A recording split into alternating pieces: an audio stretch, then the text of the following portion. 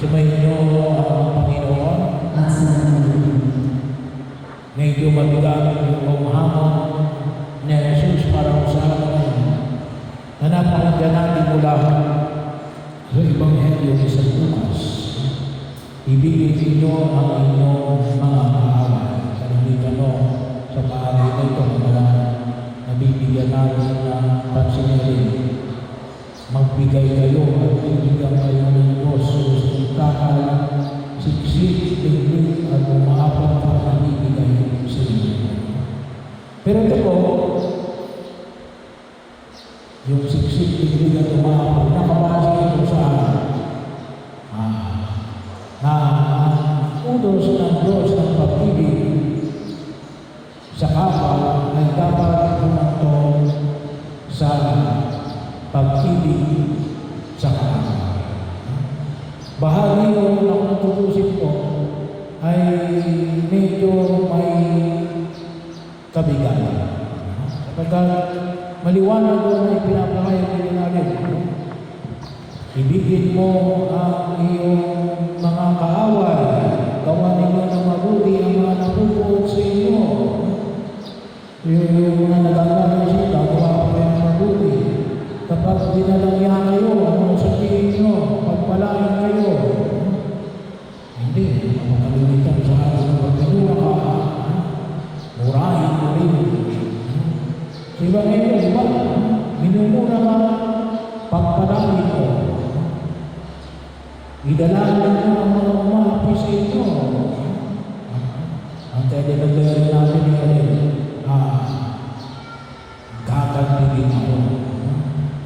Kapag sinampal ka sa isang pisngi, hirap mo rin ang nila. Halimitan niya din. Sinampalan mo ako, sasampalin din kita. Ang labas ay isang palang. Kapag ginagawa ng balawan, ibigay mo pati ang iyong bago para sa mga hudyo ng panahon ni Jesus. 2,000 years ago, hindi naman uso maraming damit. Mga mayayaman na maraming damit. Kalimitan ko yung set na damit ay dalawa. Yung pinakabaro at saka yung pinakabalawan. Ay kalimitan mo na mayroon kang second set. Medyo may kaya ka na. Pero pag sinabi na pag ibinigay mo ang iyong baro, ang iyong damit, ang iyong balawan, yun yung parang tuwalya na mas malapad. Yun ang pinambabalo nila. Ibigay pa niyo yung baro, at kapag wala ka nang isuot, ay nung panahon na yun, sa mga hanggang ngayon naman, sa Israel, yung biblical Israel, mayroon pong mga lugar doon na tawagin natin yung 2 seasons. Katulad natin, 2 seasons tayo, wet and dry na. Pero may mga lugar doon na 4 seasons. May winter at may summer, katulad ng sa US. Lalo-lalo na kapag sumapit ng araw, napakainit. Pero pag sumapit ng gabi, napakalamig. Hindi ka pwede matulog ng walang baro. Pwede kang mamatay dahil ikaw ay sa sobrang lamig. No? So bahagi mo, ano pa rito? Bigyan mo ang bawal na nangihingi sa iyo. Lahat, ibibigay mo sa mga nangihingi sa iyo. At kapag may kumuha ng inawilian, ay huwag mo nang bawiin ang mga iyon. Sa atin na, nagpapatayan, gawa lamang na patubig. Mabahagi yun. Well, sa ngayon, wala lang ako napabalitaan. Pero 20 years ago, pag pinakilaman mo yung patubig ko, pwede umantong sa patayan. Patubig lang yun. Tubig lamang ng patubig. E ngayon, mga tao, kahit na minsan kapag-anak, ay umahantong sa korte at sa patayan, gawa natin, kapilang sa lupa. Anong sabi ni Jesus? Huwag mo nang bawiin iyon. So bahagi yun na kung saan ay makita po natin na ibahagi ng pagpapilay na ito na ano, paano ba ito? Kung baga ay isang bagay na imposible, bahagi yun na kung saan nakita natin natin, ito ay tutusin po yung pagpapalalim ng utos ng pag-ibig. Kaya nga maganda yung simula, ano sabi dito? Sinasabi ko sa inyo mga nakikinig.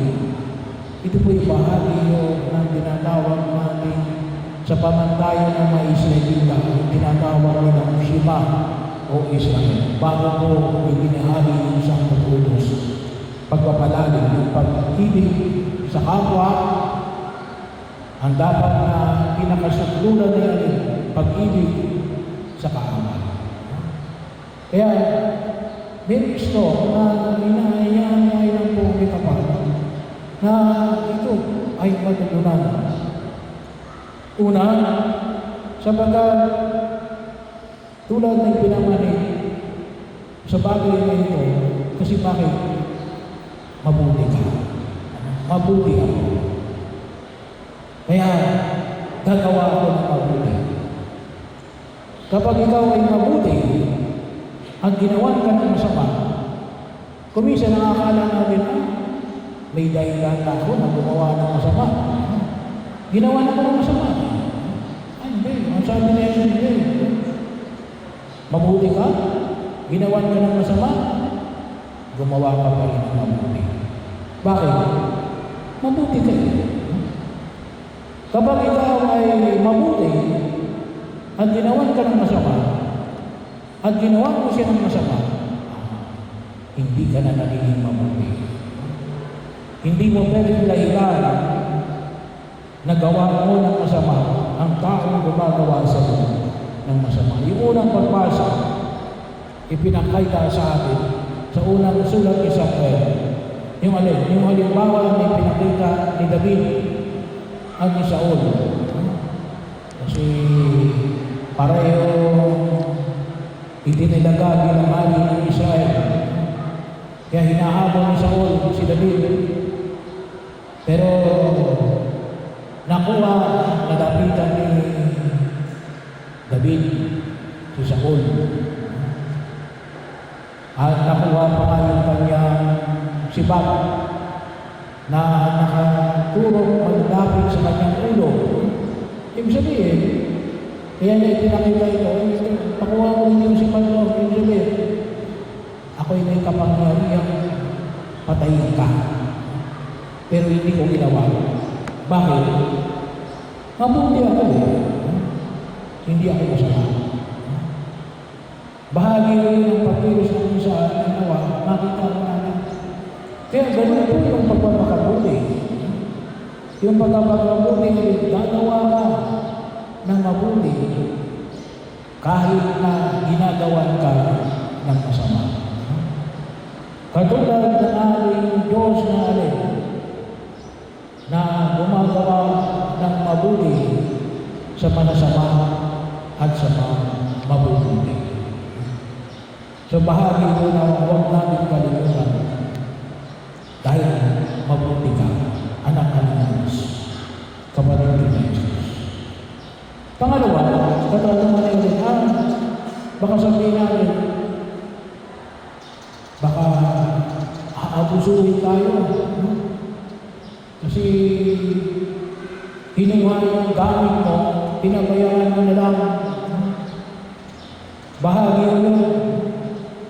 Pagkakataon, kapag halimbawa ay mayroong hold up at kinukuha yung cellphone mo, ibigay mo na. Isa mamatay ka. Pero hindi mo sabihin, kinakailangan lumalim din ang aming pagkaunawa ng alin. Katarungan. Ay siguro sabihin natin ay, Father, dito sa naigpili nito, wala naman katarungan. Iba ang katarungan ng mga mayayaman. Iba yung katarungan ng mga mahihirap. Kapag nasa korte ka, kumisan yung witness mo, ngayon, bukas, laban mo. Bakit? Ay, nababayaran, natatakot. So, saan tayo kuha ng katarungan? Bahagi na kung saan yung nakita natin. Kaya, sa pananaw na ito, hindi na ulugan na winawasan natin yung katarungan. Nakikita natin yung malalim na katarungan ng Diyos. Ibibigay ng Diyos ang katarungan. Hindi kinakailang ikaw ang kumuha ng katarungan. Ang Diyos ang magbibigay ng katarungan. Huwag tayong mag-alala. Kung hindi man sa naibig na ito, saan? Sa kabilang buhay. Kaya mayroon tayong purgatorio Alam nyo, yung turo ng purgatorio, ay turo yan ang katarungan. Kasi ano sinasabi niya? Halimbawa, kayo ay nagnakaw sa inyong kapitbahay, nangumpisan kayo sa pare. Sasabihin ng pare, o sige, pinapatawad lang kayo sa inyong mga kasalanan.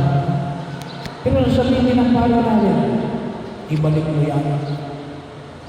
At hindi mo lang basta ibabalik.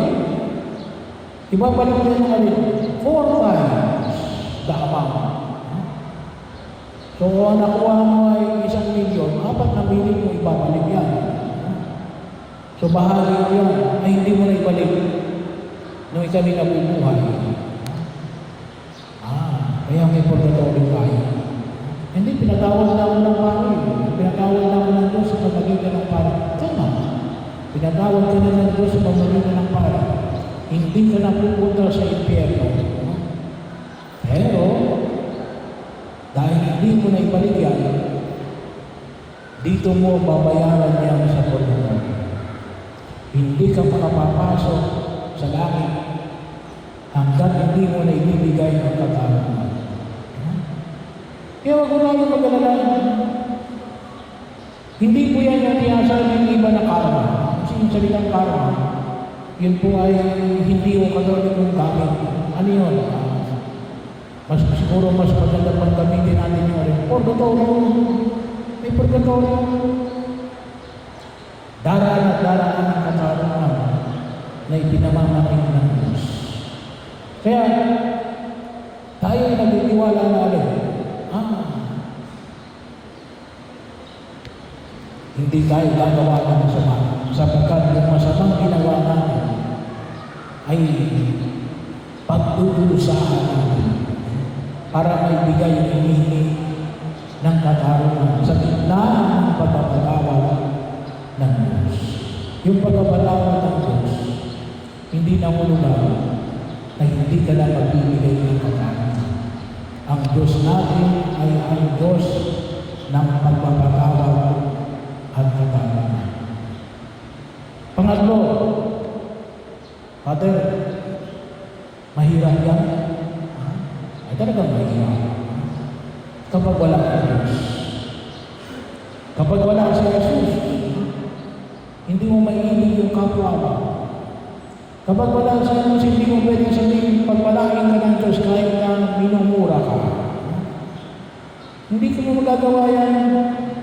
Kapag wala ang Diyos, magagawa mo lamang sa pagkagalit kasama mo sa Jesus. Bahagi mo. Kaya kinakailangan ipagdarasal natin sa buong may kapal. Yung pagkabatawad sa mga taong nagkasala sa atin. Sa mga bahagi mo. Alam nyo, bahagi rin ng aming pag-inilay. Sabi pa, every first Mass, maghihiling tayo. Ang unang part ng healing ngayon, yun ay forgiveness of enemies. Pero kung tayo kakasakit, kasi marami tayo hindi napapatawad, hindi natin naiibig yung aming kapwa, kaya dami natin sakit ngayon. Pero yun, ang Diyos lamang na magbibigay sa atin ng lakas upang iligin natin yung aming kapwa. Ipanalangin natin ang mga tawang mag-usip sa atin. Ang kapag nagagawa namin, sigurado ako, ang taong ito gumagawa ng mabuti kahit sa mga taong gumagawa ng masama. Kahit sa mga taong gumagawa ng masama sa Kanya, talagang ang may Diyos ay nakagagawa ng mabuti ito kahit